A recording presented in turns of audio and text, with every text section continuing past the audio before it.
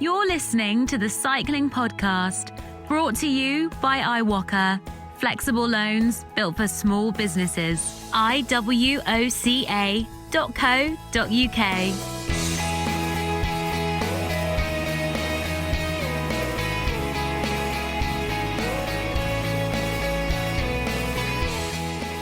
Hello, my name is Richard Moore. I'm joined by Lionel Birnie. Hello, Richard. Hello, Lionel. In your collector's item Extinction Rebellion t-shirt. He's been in the news again, hasn't he, Davide Rebellin, recently? Has he? He might have been racing with Mathieu van der Poel, having previously, earlier in his professional career, ridden against Mathieu van der Poel's father, Adrie van der Poel. But that's not now going to happen. Interesting. Anyway, there we go. And Daniel Friebe. Hello. Hello, Daniel. Hopefully you can remain with us for the duration of the podcast today, Daniel. Sounds like there's quite a lot of police sirens where you are. If they don't take you away. I'm fully clothed, though. You're fully clothed. That is a relief. Any comments on my headgear today, chaps? While you're wearing a... Were especially for you. You're desperate for them, aren't you? You're really angling. I've worn it for a reason. Clearly. This is your Clearly. casquette cloth cap from the milk rush in cap. Ireland when it was sponsored by the Irish Milk Board. FBD Milk Ross. Yes, I've got many of these iconic white casquettes. Was that from the year you were disqualified from the race? Moving on, I tried to achieve what I believe Mitch Docker calls luft with it. It's not a great cap for that. It's not a lot of, or it might just be my head filling it. I'm not sure. Even my lockdown curls aren't filling it that adequately. I can't remember whether Indurain or Rees was the worst offender or best for this, but there was one of the two used to wear a casquette just literally almost falling off, just perched, just placed on the top of their dome, which was an unusual look, not one I've seen in the cafes of Berlin, but one that could be making a comeback soon. It looked, with Indurain, some days it looked as if it had fallen out of a tree as he'd ridden past and just had landed on his hat, or perhaps thrown from the publicity caravan, caught on the wind for an hour and a half and just delicately floated down onto his head. They do look good though, don't they? Yeah, I mean, I was thinking this while I was reading the profile piece that Andy Hood has done about Sean Yates for Velo News, and it just made me sort of Google some pictures of Sean Yates racing and being sort of staggered at how big he was in the 80s. He was nicknamed the Animal, wasn't he? And big time trialling unit. But I also saw a team time trial picture in which some of the riders in his Peugeot team seemed to be wearing swimming caps, aerodynamic swimming caps. I mean, they tried everything in the 80s, didn't they? What a wonderful era. Well, they wore crash hat covers, sometimes without the crash hat. So you had the crash hat cover for the leather crash helmets, but I remember Robert Miller wearing that when he rode for Panasonic, just the cover on its own, which I then went out and did, obviously. And this look, the sort of Daft Punk kind of skin suit, onesie look, made a bit of a comeback around about 2000. There's a picture surfaced recently, or a reminder that Danilo Di Luca wore something similar in the prologue for the 2000 Giro. And I think this was mainly on the back of Nike in particular were producing suits for their athletes, weren't they? And Cathy Freeman, of course, wore one in the 2000 Olympics in Sydney, and Marion Jones as well. I think in 2000 rode some races with Marion Jones, was she? She did. She rode some races on her feet. Yeah. Well, listen, enough nonsense. Although I did send a couple of pictures of my luft to Mitch Docker, but I got the angles all wrong, and he had to give me directions about it's total amateur hour from me. And like I say, not great luft here. If you want to know about luft, you have to listen to Mitch's podcast, don't you? Life in the Peloton, which is on the Cycling Podcast channel. Anyway, cracking on with this week's episode, we're going to hear from Rod Ellingworth this week. He is, of course, the boss at the Bahrain-McLaren team. There have been some rumours circulating around that team. McLaren in a bit of difficulty, and they've had to take pay cuts there. So I wanted to catch up with Rod and find out how things were. We'll also hear a clip from the latest French special, my first Tour de France, and we'll hear a bit from Greg LeMond because it concerns his third Tour de France win in 1990. But before any of that, could we have a news roundup, please, Lionel? We can, yeah. I'll just update on a few things before we get into the topics we're going to discuss this week. First of all, some racing has resumed in Belgium with the Grand Prix Vermaak Sport, a kermesse really, not a UCI ranked race, a kermesse in Rotselaar, not far from Leuven in Belgium. It had a good field though and was won by Florian Sénéchal of De Koning Quickstep. As you said, Richard, when we were just discussing this before we started recording, warming up nicely for his inevitable Paris-Roubaix win. Daniel, your long-standing tip that Sénéchal is a champion at the Hell of the North in waiting. You're squeezing your temper as I say this. Well, I've only tipped him every year consecutively since 1994, I think. And I still have high hopes for the lad this year. But this was significant because I suppose, well, it's not the first major race back because there was a Slovenian championships, weren't there, over the last few weeks. But I wanted to find out what kind of environment there was at the race there in Belgium. And so got in touch with Phil Lowe, the press officer of De Koning Quickstep, and he was basically ran me through the sort of social distancing protocol. And it sounds like they had a pretty strict set of regulations in place.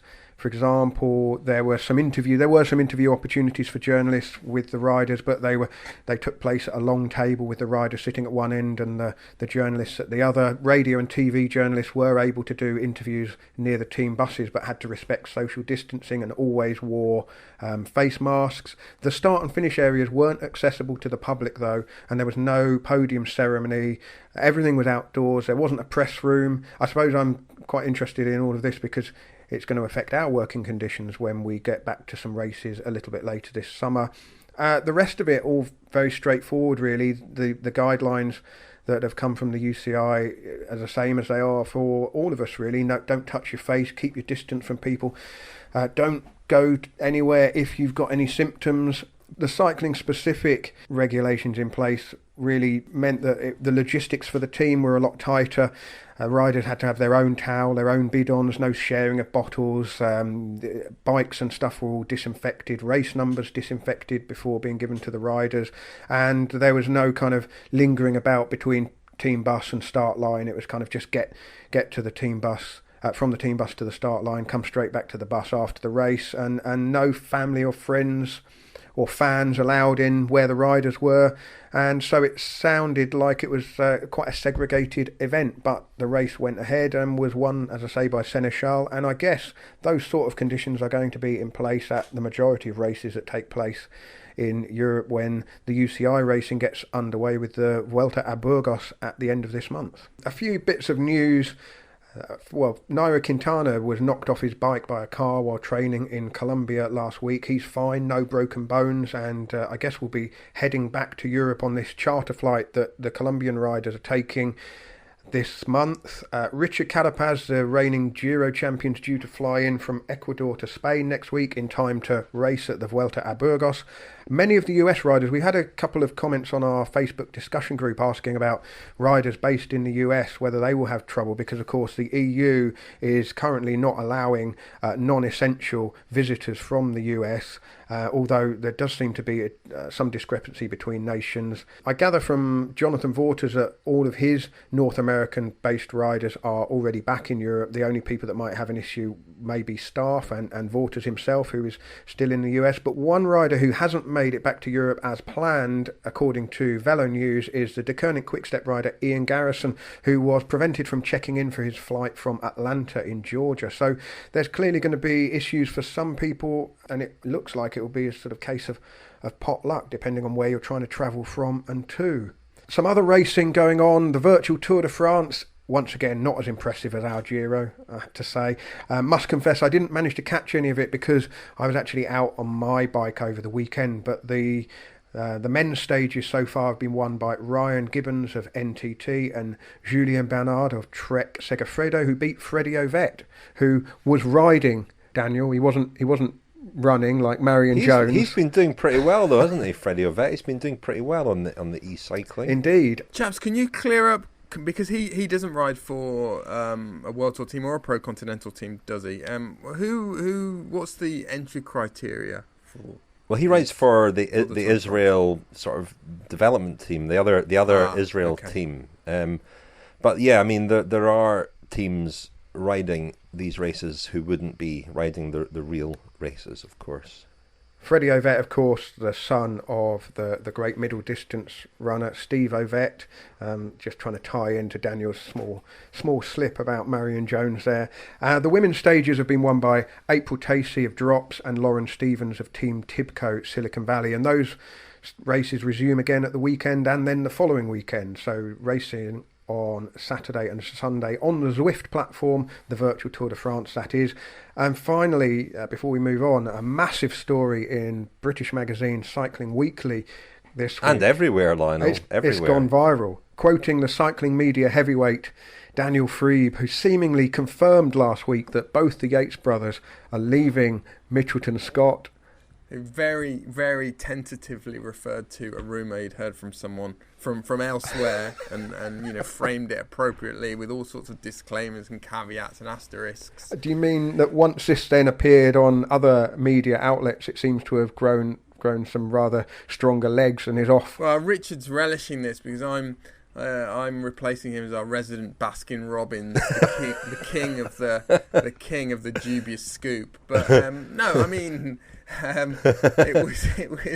it was based on some quite thin information, which has since been denied. In fact, in one case, so we talked about the Yates brothers, the Yates twins, and one of their agents is adamant that. Well, we said that. When you say adamant, there isn't a clue there as to whose agent. Well, yeah.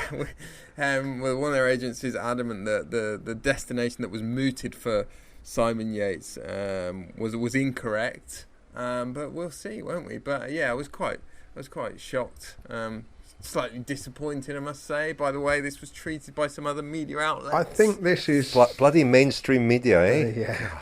Yeah. I mean, if they'd listened to all the various caveats, they might not have gone quite so hard with that story, really. But I think that it's the sort of vagaries of how the media cycle sort of works, really. A rumour in our podcast becomes a firm story on a Dutch website, and then once it's been written in actual real pixels on a website, suddenly it looks a lot more solid than the original kite flying speculation.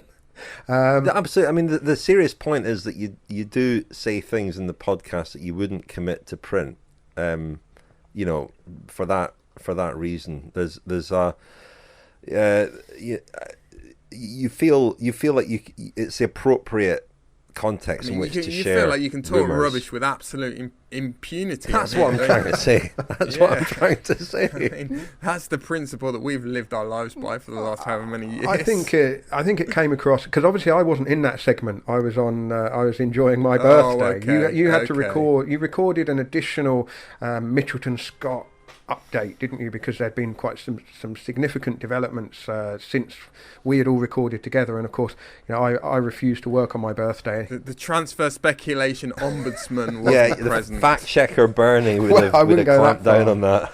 I wouldn't go that far, but I listened to that section and thought it was framed very much as speculation and just a bit of behind the scenes gossip rather than it wasn't being put out there as if you'd seen with your own eyes the ink drying on the contracts. It wasn't like Cadell Evans and Mapai.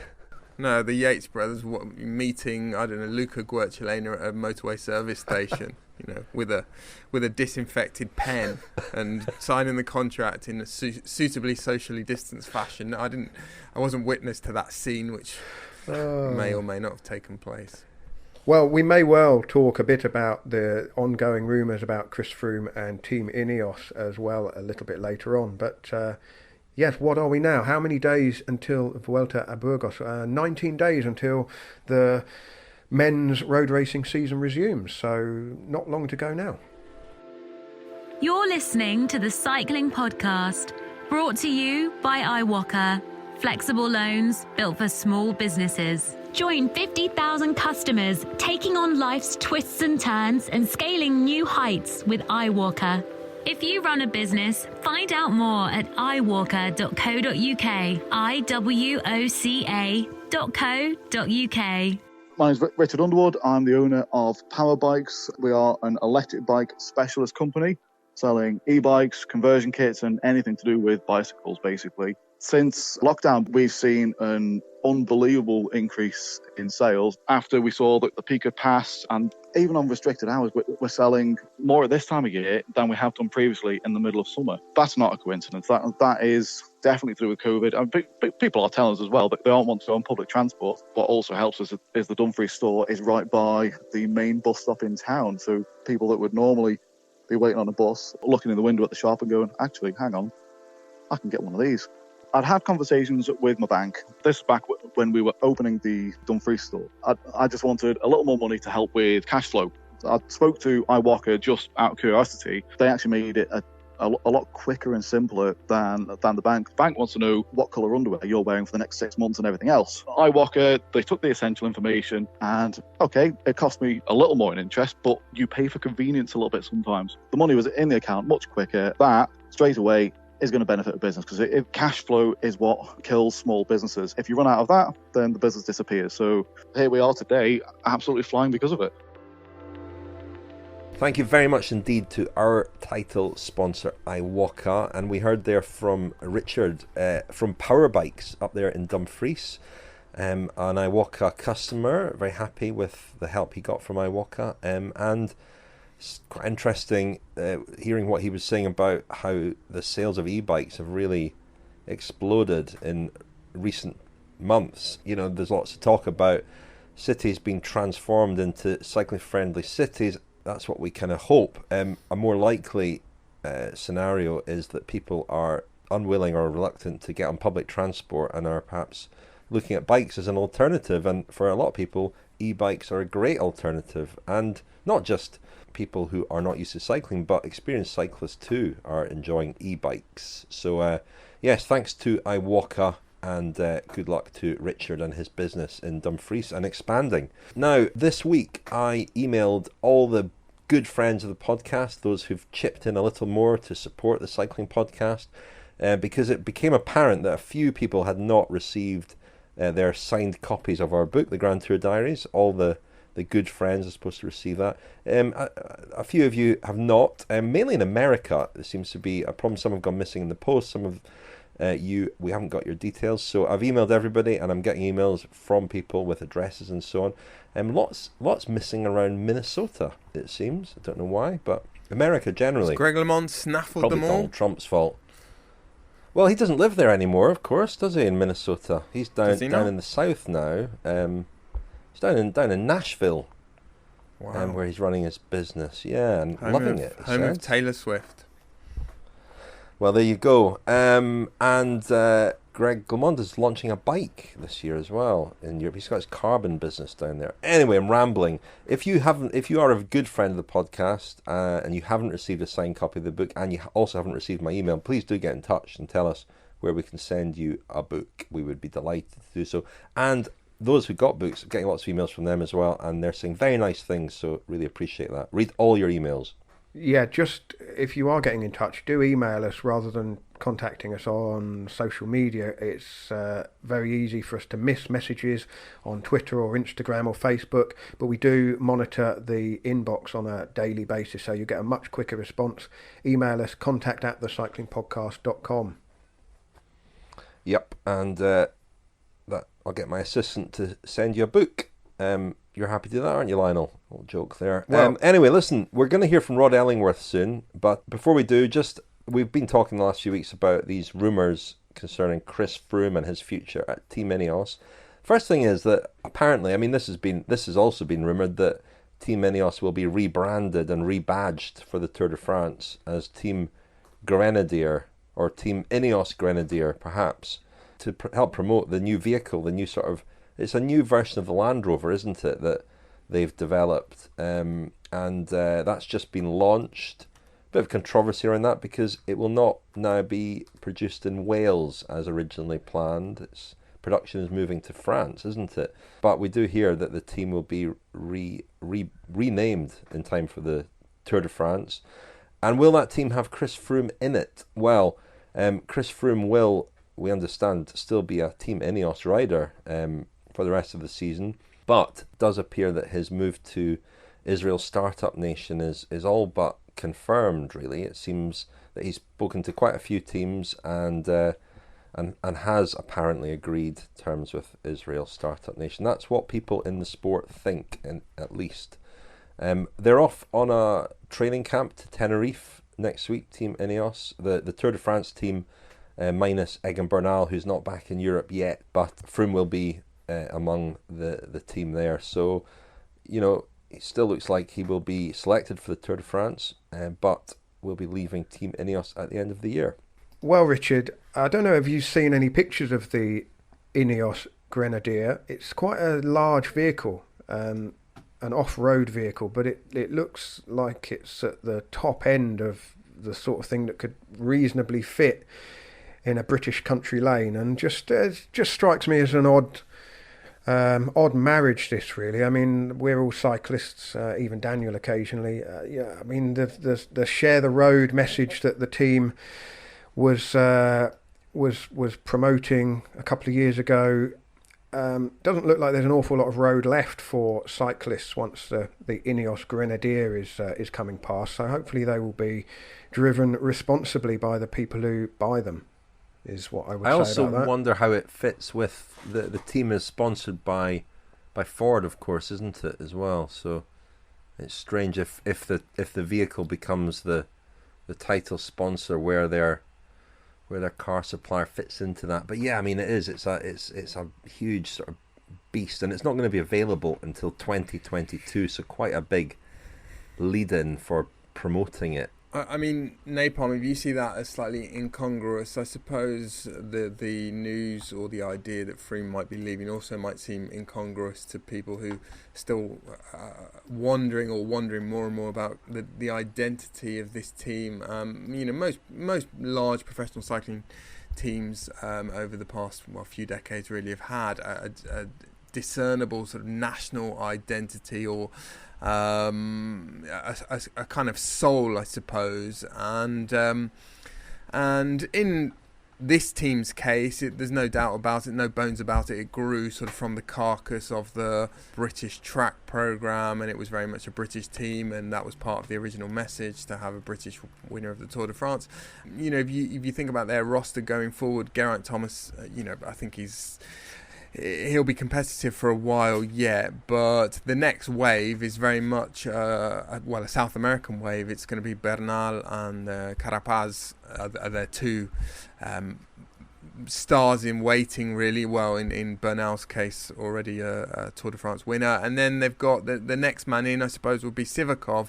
And it's difficult to see who the sort of man, the British rider, the British pretender, successor to Froome would be. It's Adam Yates, isn't it? Well, it could be revealed last week. It could be Adam Yates, but it all, to me, you know, both this and the car, the Jeep, or whatever it is, and you know, other things that Jim Ratcliffe has done, for example, buying up the Nice football team. It strikes me as, you know, I hate to use the phrase again, kind of vanity project, but it all sort of smacks of someone who is doing things because he can afford things, and you know, there doesn't need to be a sort of coherent strategy or vision to it, apart from what sort of Jim Ratcliffe fancies doing, and he fancies, you know, winning the Tour de France and enjoying having the world's biggest and best team, and that's what he's going to continue to do. I mean, I might be completely wrong about that. I know that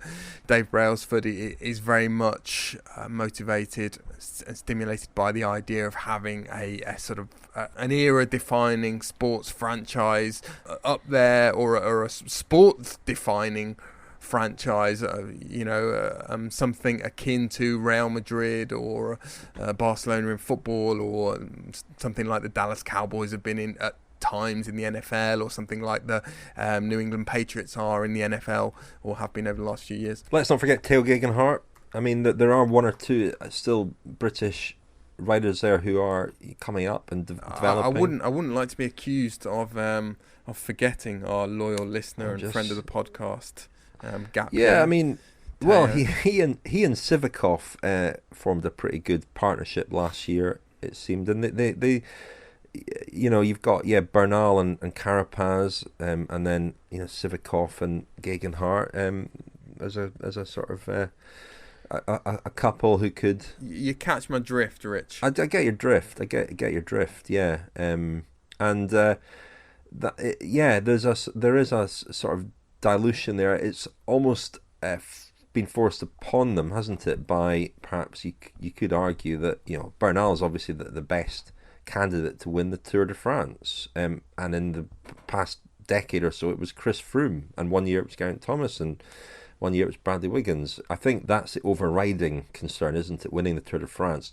with nationality second.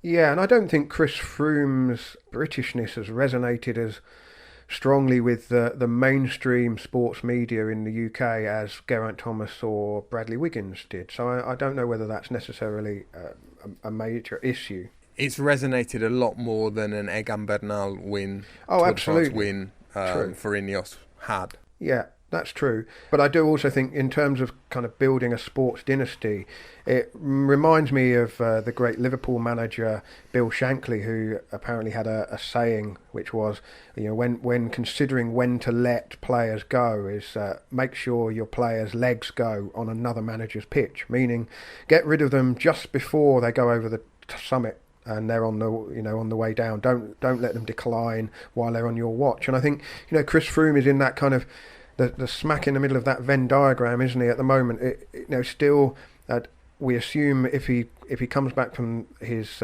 crash at the Dauphiné last year and is even at sort of 90% of where he was, or 95% of where he was, he's still going to be a big factor in stage races, but he's still a very high value commodity, isn't he? He's going to be expensive, and he's at the point where he could command from certain teams multi-year contract at quite a high value, whereas Ineos really have an embarrassment of riches and don't need to play that renewal game with Chris Froome to the same extent. And I think it's almost indicative of Shankly's words, which is Froome is going to be entering the decline years of his career, notwithstanding the comeback from the injury, just because of the age he is. He's going to get less good over the next few years rather than better, I would have thought.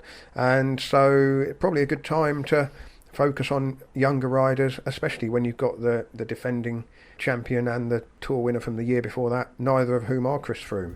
The Cycling Podcast is supported by Science in Sport. Science in Sport. Fueled by science. Thanks very much to Science and Sport for their continued support of the Cycling Podcast. Grateful to them as ever. You can get 25% off at scienceandsport.com with the code SISCP25. And I don't know if you chaps received a package this week of the new range, the Turbo Plus range, the first sports nutrition range designed to meet the demands of indoor training. Have you got that? Do you get yours? I haven't, no. No, it must be lost in the post. Well, yeah, it's on its way, I promise you that. It contains menthol, which is, reading about it, the reasons for that is very interesting.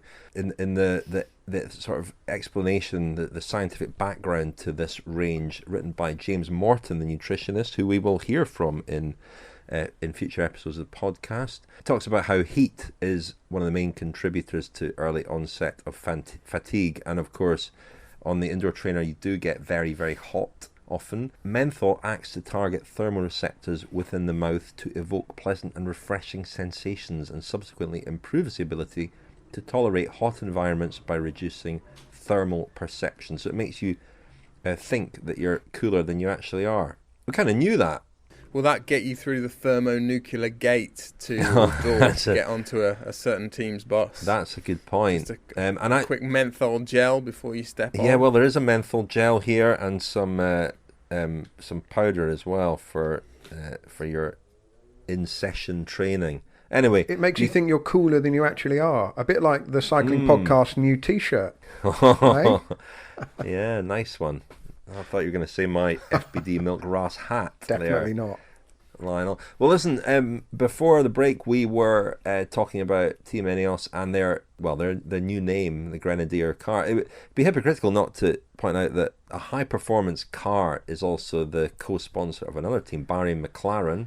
Well, I was just going to say, I didn't want to come across as sort of some car basher, but we all drive cars, and cars are a huge part of covering professional cycling, aren't they? We've had car sponsorships ourselves in the past.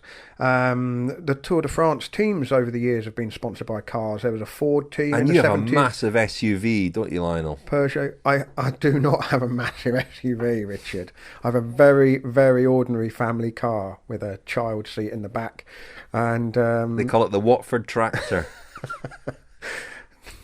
Absolutely untrue. The not Watford Tractor. Apologies. This is about as true as some of Daniel's speculation. But so I'm not objecting. It's just the vehicle, that is being promoted here. It's quite a large and aggressive looking thing, and just a personal viewpoint that over the next 20 years, these sorts of things, I have an inkling. I'd probably be totally wrong, but have a feeling that the world is moving in a slightly different direction, and that actually I'd like to see things being promoted that are kind of smaller, more reasonable, certainly more environmentally friendly. Like a McLaren sports car, for example. Yeah, or everyone should be forced to drive a Citroen 2CV, and that should be it. A Robin Reliant. Bahrain-McLaren are a team who have been in the news the last few months, I suppose for the wrong reasons, if they've been in the news at all, because there has been a lot of uncertainty around the company McLaren, and they came in as a co-title sponsor this year of a team that's been around a few years, and there was quite a glitzy launch of the team at the McLaren headquarters, which are very fancy indeed, near Woking in Surrey. We were both there, Lionel. Rod Ellingworth presented his team, and he'd made signings like Mikel Landa, Wout Poels, really strengthening that team, and looking in particular towards Tour de France with Mikel Landa. Early on in the pandemic, McLaren imposed pay cuts, or Bahrain-McLaren, the team, imposed quite severe pay cuts in some cases on the riders. Rod Ellingworth confirmed that those pay cuts are permanent for this year, so the riders have had their pay reduced. He said it won't affect next year, but there does seem to still be a bit of uncertainty around McLaren in particular, but not, he said, the team. Anyway, I caught up with him on all of this, on how they've dealt with the last few months, how he's managed a group of riders, who he was only just getting to know, really, and how they're preparing for the resumption of racing. You came into this job, the first team you're running. That's a huge job in normal times, but to have to manage the group through this, how much of a challenge has that been, and especially when you've had the pay cuts and the uncertainty around the sponsor. How difficult has it been to manage that group? Yeah, I mean, it's not been easy by a long way. It's been a pretty big challenge. I think one of the challenges is really that it's not like you can look back on history and go, this is what you do. This is how we deal with this or whatever. It's a complete different world, isn't it? So in a way that makes it a bit easier to deal with, because you can sort of hang things on that a little bit and say, guys, we're all in this together. Nobody's ever been through this. How are we as a group of people going to do it? And the whole, my whole philosophy is involve as many people as you can along the way and bring people with you. And that's what I've really tried to do. And the whole time through this lockdown, I've really tried to communicate with everybody as often as I can. Really use the key people like the coaches within the team to communicate well with the riders. And we set out different missions. So we straight away, we drew up a strategy of how we're going to deal with this. So the strategy was in 3 parts, and it was a bit open-ended because we didn't know, you don't know when the dates are going to, move from one section to the other. But we were in a maintenance phase, we were in a getting ready to race phase, and then we're in a delivery phase. So we're now in the getting ready to race phase. So we had these phases. So I was constantly talking about the same sort of thing. So everybody was on the right line, if you like. In a way, I quite enjoyed the challenge in that sense. It was, something a bit different, isn't it? So, I quite like a challenge. I quite like the thought of taking people and getting through something together. I think it makes you stronger as a team if you come out good. The biggest challenge must have been getting Mikel Landa on an indoor trainer, no? Well, but this is the thing, you look at all the different 29 riders, all the different characters you've got. You know for a fact this guy here and this guy here are going to hate being on indoor trainers. So what do? You perhaps back them off, talk to them slightly different. Some guys loved it. Well, not loved it, but some guys use it anyway as a tool for their training. It's like Ivan Cortina, he actually uses his turbo. Gregor Bolle uses his turbo. So it's not such a big challenge for them. Out of our 29, we only had 11 who was shut inside. So again, you section all that off. You look at the facts. You look at the actual what's real. So yeah, everybody's at slightly different levels in terms of their, what they could commit to mentally. You've obviously got to work with it. There's no point just clouting people with loads of work and they're not going to do it. Because then they just end up not telling you the right things, do they? It must be hard not having, actual contact with people, especially when, that they're getting news about the world, but about the sponsor and the team as well. How hard was it to manage that from a distance? I don't think it was as bad in our sport, because I did several conference calls with different sports all around the world, like doing 10 different sports on one call, or different people in similar positions to me, basketball, baseball, football. And what was evident to me, so we were all sharing ideas, we were all sort of saying, God, what are you finding as a challenge? So the facility-based sports were really struggling, because their players would leave home, they drive to their facility to train, and everything they have is at the facility. Where for our guys, all of their training near enough is done at home anyway. Most of these guys now, none of them are lifting massive big weights, so most of them have their own gym or some sort of indoor training sort of facility at home. So in terms of actual training, there was only 11 who were majorly affected. The rest it was just like a winter period in a way. They're used to doing 3 months of training without racing, so it was like switch them on to that sort of mindset. And then as a team, we're all spread around the world. We don't have a central base, so we don't meet other than at races anyway. I do regularly 3 conference calls a week anyway, so nothing changed. So many ways it was business as normal, and I kept saying to guys, it's business as normal. And our goal, our whole thing is around looking after the bike riders, and they were in this maintenance phase, right? What's that look like? Break that down. What do they need to do? What's minimum? What's the standards? And really work with each individual. So then we did lots of the guys all on the turbos and chatting to each other, while they're on, the coaches running sessions as group sessions and chatting in between about the races coming up. We set up different things to keep people sort of engaged. What's your first race back? You're off on a training camp, but what's the first race back? Burgos is our first race, so I think it's 28th of July. And how have you found planning? There are so many kind of clashes. How has it been trying to manage all that and have, Paris-Roubaix and the Giro clash and races like that? It's a big ask on the teams, just in terms of resources of vehicles and staff in particular. I think for the riders, it's doable. Obviously, there's a few clashes which sort of take some people out of some good bike racing because their goals are elsewhere, and it clashes. But again, the riders sort of deal with that. Well, our riders so far have dealt with it pretty well. I think for staff it's a real big ask, because they are literally we are literally going to be on the road from day one till the season ending, and it's back to back. So I do worry about that a little bit. We've talked about it as a staffing group, and what we need to do. I think actually having, like, you've got, is it like the Giro ending, Paris-Roubaix, and is it one of the big mountain stages in the world or something? I mean, yeah, it's a huge ask. When you think about how you try and support people, I mean, to have 2 Grand Tours on at the same time, I find, in this modern era of cycling, and we're talking about looking after the bike riders in the right way, yet you're spreading thin the resources. It's a real challenge. Well, especially when we've got a health crisis. I mean, that I guess is another aspect of your planning, working with the doctors, to have your own protocols as well as the protocols set by UCI and race organisers. How are you feeling about that? I mean, how confident are you that those are all pretty robust?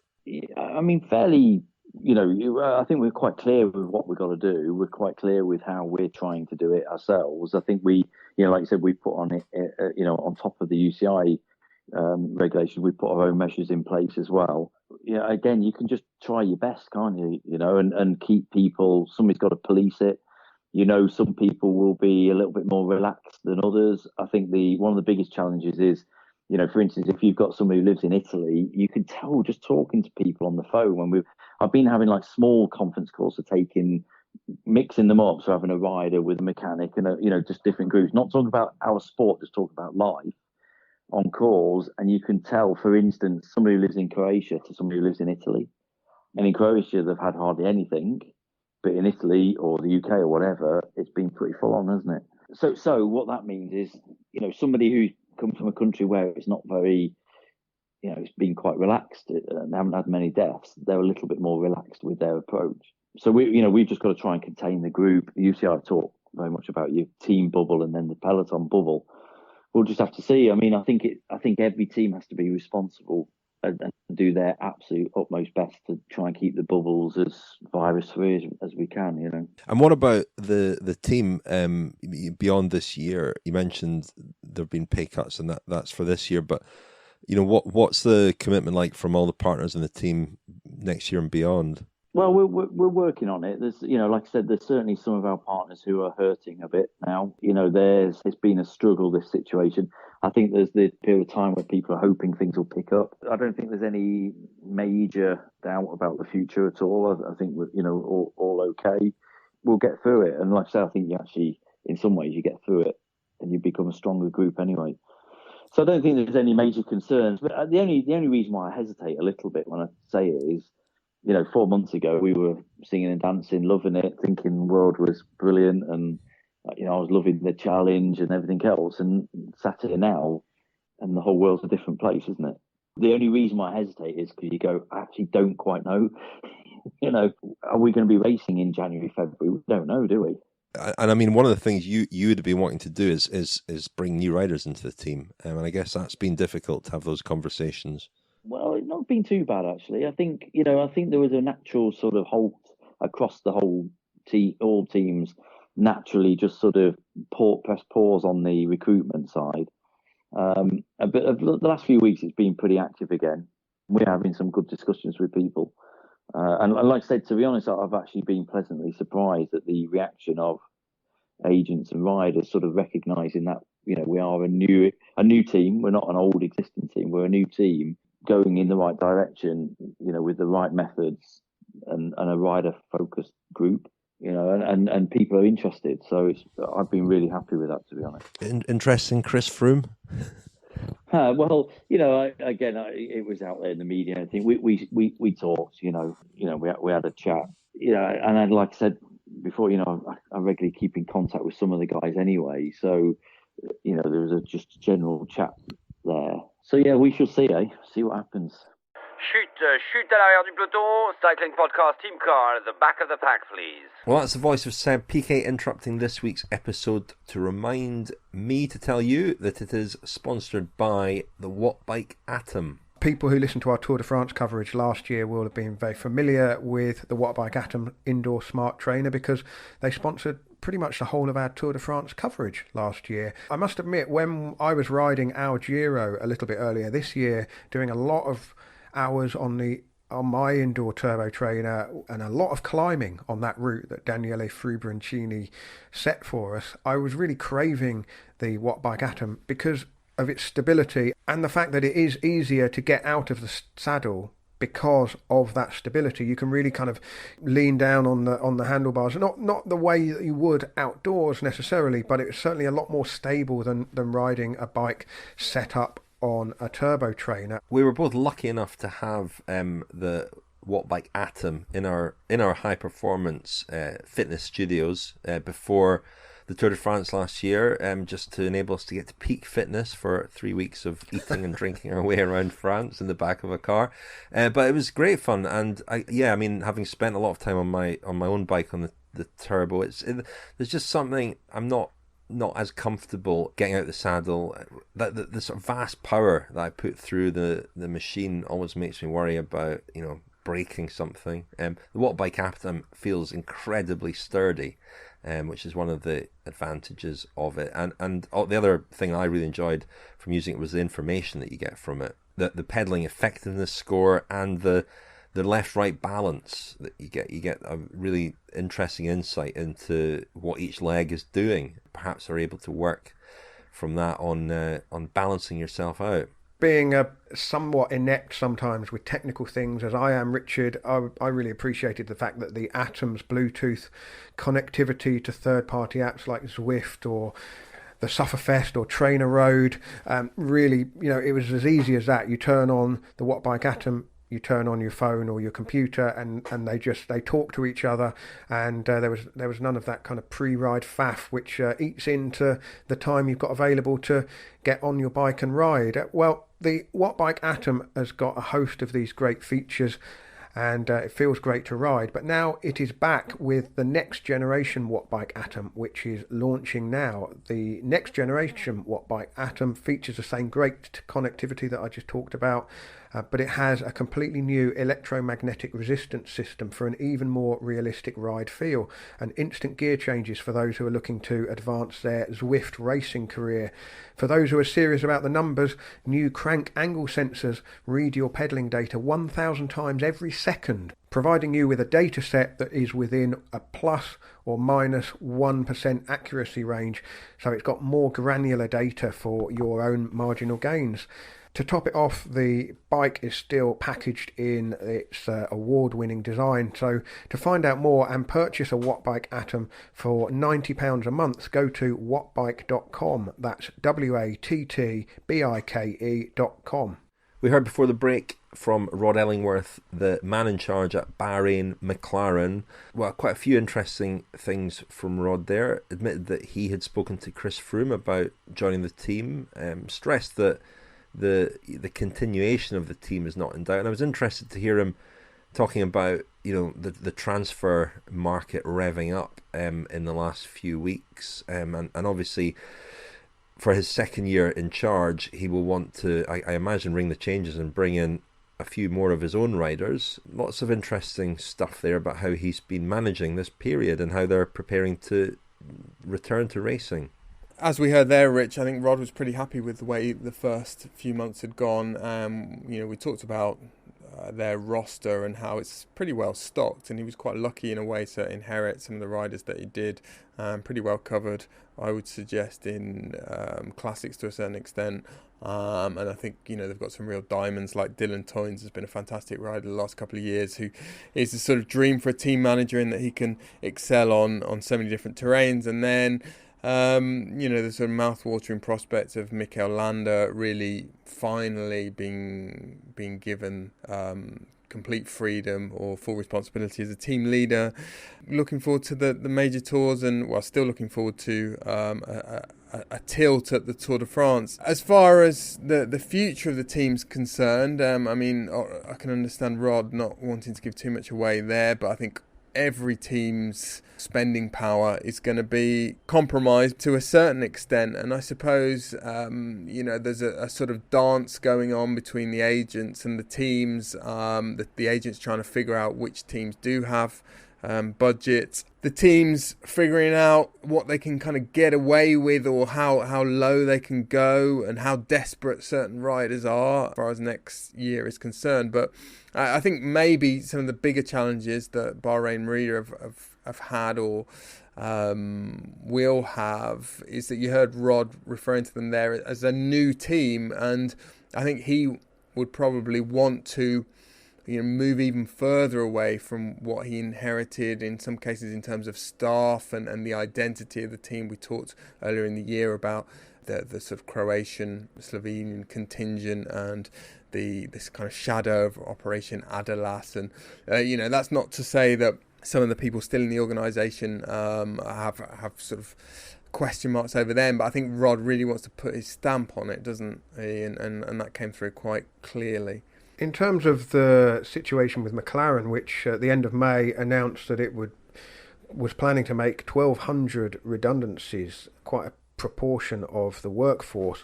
The thing that's curious about that is I can't really work out whether the team would be in difficulty, because obviously there's the Bahrain fund behind the team as well, and that would be extremely wealthy, you would imagine. But then McLaren is part owned by that Bahrain fund as well, so presumably that could be propped up by those funds as well. So maybe it's not as simple as saying, well, they've got an extremely wealthy title backer, and everything will be fine. I'd imagine that, well, like anyone, they'll look at the costs and the returns and weigh it up on a case by case basis. So it is strange though, when you think that during a period of such uncertainty you could open a conversation with Chris Froome, one of the more expensive riders, whilst asking your existing riders to take a pay cut while racing has been suspended.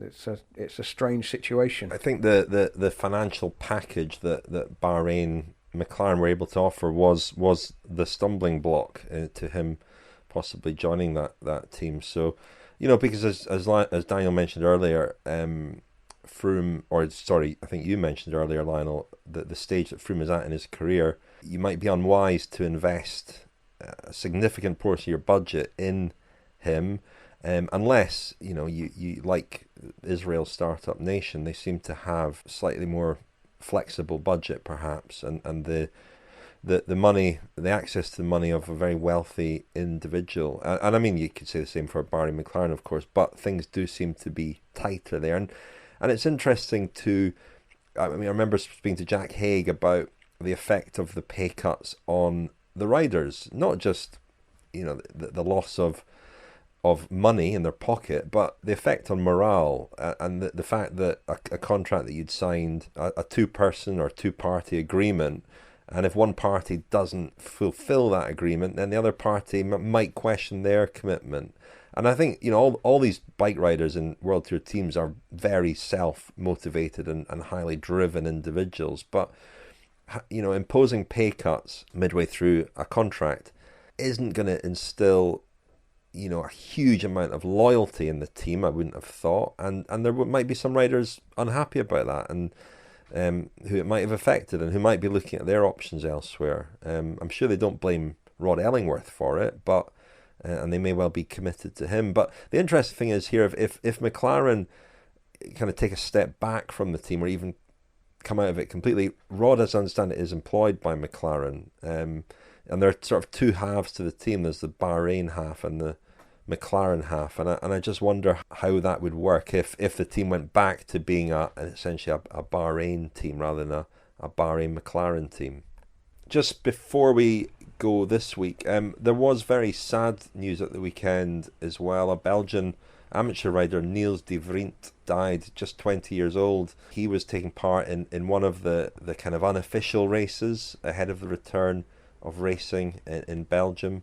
We heard earlier about one of those races won by Florian Seneschal, but that was terribly sad news. Heart failure was the reason given for his death. There's no link between that and coronavirus as far as we know, but it does focus minds on the resumption of racing and some of the health aspects around it. It's something we're going to be talking about in the next couple of weeks, obviously, as we look forward to racing resuming. We mentioned last week about the UCI regulations that have been issued around protocols and so on. We've spoken to a World Tour team doctor who says that there's quite a lot of unease around the World Tour team doctors in particular, who seem to have formed themselves into a group and are not that comfortable with some of the UCI guidelines, feel that they're a bit vague in places and maybe inadequate. And so there's a lot of work going on to try and tighten those things up. A lot of responsibility seems to be on the teams to have their own protocols and their own procedures. Not least, Rich, financial responsibility. I think there are a lot of concerns about how expensive the testing protocols, how onerous they'll be for the teams, and the COVID tests themselves, depending on which country you're in, can cost, I think, anywhere between 100 and a couple of €100. And the teams are, to a large extent, being asked to foot the bill for that and other aspects of what they've been called, what they've been asked to do. And, obviously,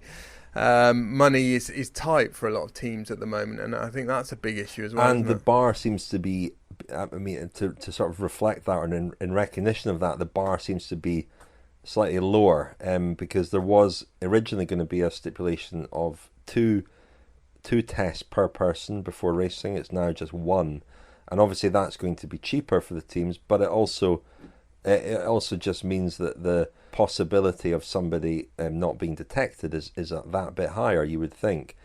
So there are lots of concerns being raised by doctors, World Tour doctors, about some of the guidelines and the vagueness of them.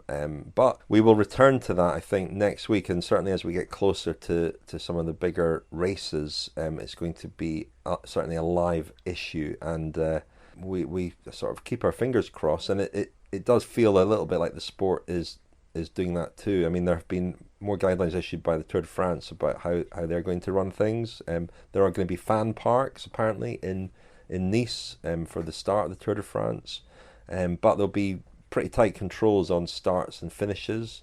Very little mixing of the riders and either media or fans. But the roads will be open, and the climbs will be restricted but open, we believe. I think another thing we're hearing, Rich, is that a lot of the team doctors, or certainly some of them, have looked at what other sports have done and are comparing what the UCI has laid out fairly unfavourably with some of the protocols that have been put in place in other sports. But of course in cycling, particularly in stage races, and that's a theme that keeps coming back, that stage races are particularly complicated and are going to be difficult to manage, as against a football tournament or a tennis tournament, or the NBA in the States. I mean, they're doing some very novel things. I think they're all staying at Disneyland, aren't they? They are. They're all quarantined at Disneyland, but yeah, very difficult to manage in professional cycling. The MLS, the Major League Soccer in America, is also having a self-contained tournament, and one of the teams has already had to pull out because they've had 10 positive corona tests. That's the Dallas football team, and it just strikes me that what would happen in an edition of the Tour de France if there was a case in a team that all had to withdraw from the race en masse because there was a positive test for coronavirus, and how does that incentivise teams to test and report symptoms, particularly? I mean, we know the difficulty of people being asymptomatic but positive for the virus. But then the other issue, somebody with a cough, or this is the minefield with cycling, isn't it? Riders will get ill with things that aren't coronavirus. So how will the medical staff, at what point do they intervene? At what point do they, start to sort of work backwards and realise that a rider should be taken out of a race, and then teammates have to be taken out of the race and so forth? I mean, it's not necessarily going to be that straightforward, and I think we should probably prepare ourselves for something of that nature happening. I mean, if a football team has to pull out of the American soccer, then it could happen in any of the sports, really. Yeah, and I think that is a real concern, how they deal with the usual sniffles and coughs and things that occur in riders in 3-week stage races in particular. We will return to this, but before we go this week, we released our latest Friends special this week. It's the second in a 4-part series called My First Tour de France. Last week it was Francois Tomaso, this week it was me, and we were reliving the 1990 race. The third of Greg LeMond's 3 wins. Quite an unusual race because a 4-man break got 10 minutes on the first stage, and really over the next 3 weeks it was a kind of pursuit match for LeMond to reel those guys in one by one, and the last man standing was Claudio Chiappucci, who had been almost an unknown before that Tour de France. So a really intriguing edition of the race, the one that LeMond is asked about the least. Well, here he is, an extract from that Friends special, talking about that stage 1 10-minute break and getting Chiappucci's name wrong. We had a team time trial in the afternoon, and we had Ronan Pensek in it. I think Bauer's in it. I forgot the group, but it was like, why would we chase? Why would whatever the 6 or 7 other teams chase? And then anybody else who would have to chase, they'd be using their team. So it became this kind of, playing chicken. But But really came down to no team was willing to put out the effort. And, this goes back to I always think of Delgado in 89, and he lost that amount of time in the prologue. Well, if you'd have not had that loss, you would have won. But that's not true, because every race your strategy changes by how far they're behind, who that rider is. If you look at that breakaway that went around, I felt Ronan Pensek was as good as anybody there to maintain a leadership role for a certain period. 10 minutes got really, really a lot. But when I look back, I really wasn't concerned about it. I didn't believe that even Ronan Pensek, Bauer, 10 minutes sounds like a lot, but once you get in the mountains, it wouldn't be that much. What we didn't anticipate was Chiappucci. But at the same time, we all were, it's kind of like, okay, what's not up to us to work, it's for the other teams. And everybody procrastinated, and then it got to 10 minutes, and nobody was willing to. At one point, they get so many minutes in front, the effort it would take for one team to reel them back would be, almost insurmountable. You'd have to actually coordinate with 3 or 4 teams to share the workload, which didn't happen. Like Hino just happened to be another competitor, Chiappucci too, and it could have been anybody. And I think he was insulted because I didn't know how to pronounce. I called him Cappuccino. I think that he thought I was mocking him, which I wasn't. I just literally just said Cappuccino. Somebody told me this way. Think of Cappuccino, Chiappucci. So I said Cappuccino a couple of times, and I think he thought I was mocking him, which that's not the case. It became more serious, like after L'Alpe d'Huez, and then we're going, okay, this guy's way stronger than we thought. And then it became really more strategic on, okay, in many ways, that breakaway at 10 minutes, we figured in one big mountain stage, we'll recoup all that time. And that wasn't the case with Chiappucci. And so it became apparent after the Alps that this guy's going to be a threat. And it wasn't like it was a breeze. I mean, it was, I'm saying physically, I felt really good at the end of the tour, and I didn't have any, when I think of 89, man, I suffered trying to keep up with Pignon and L'Alpe d'Huez. I blew. I'd never had those days in 1990, but I actually kind of liked it. It was almost like an underdog. I was very strategic, and I'm very good in that type of situation. I think I read races really well, and I that's where that Saint Etienne stage, I just saw what was happening. I think Chiappucci got his team out riding to crosswind. They're not going to ride that long, and the moment that a couple of riders pull off, that's when I did a couple of attacks, and he was isolated, and it was almost like he was racing tactically so poorly. But that's racing. I mean, I think that's what I love about cycling is it's not just the strongest that win. It's also sometimes the strategically smartest that win. I always believe that. As you said, Lionel, Claudio Chiappucci didn't mind being called Cappuccino up to 11 o'clock in the morning, obviously following the Cycling Podcast rules. If you'd like to become a friend of the Cycling Podcast, sign up at thecyclingpodcast.com. And if you chip in a little bit extra, you will get a signed copy of our book, The Grand Tour Diaries. We should leave it for this week. I look forward to the media stories coming out of this episode. What have we said? What's Daniel said this week? What's been in Daniel's transfer rumour corner this week? Nothing really. Surely the big transfer is Richard Moore signing a 1-year contract with France. That's right, yes. This could be my last podcast in the UK for a while. Who knows? I'm moving to France next week. Amazing. Here I come. Amazing. Such an underwhelming response, but I guess you already knew. Anyway, we'll have a virtual leaving do for you on Zoom. That'd be lovely. Rich. Yeah. Well, just make next week's podcast that, shall we? Why not? Well, until then, thanks very much, Lionel. Thanks, Richard. Thank you, Daniel. Thank you.